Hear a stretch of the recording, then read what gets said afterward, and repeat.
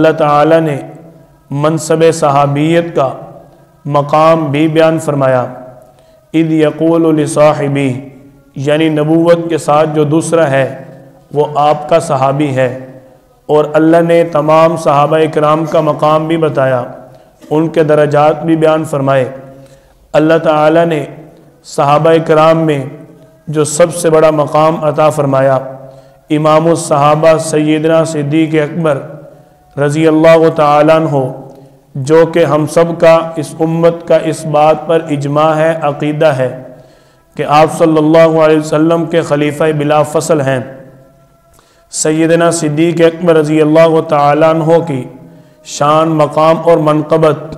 جمادی الثانی کے مہینہ کی وساطت سے اس لیے بیان کی جاتی ہے کیونکہ 22 جمادی الثانی کا جو دن ہے وہ سیدنا صدیق اکبر رضی اللہ تعالیٰ عنہ کی وفات کا دن ہے۔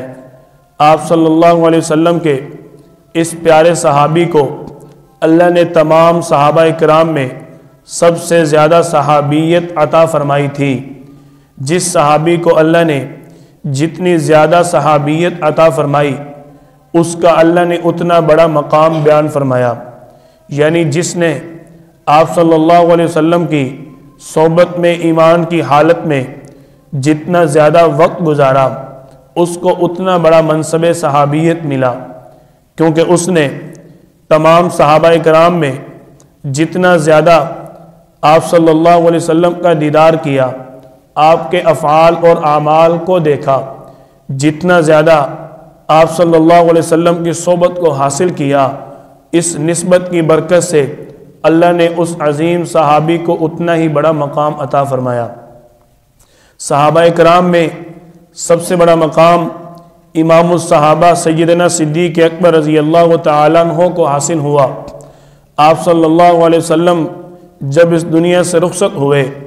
آپ نے سیدنا صدیق اکبر رضی اللہ عنہ کو مصلی رسول پر کھڑا کیا، اپنی امامت سیدنا صدیق اکبر رضی اللہ عنہ کے حوالے کی۔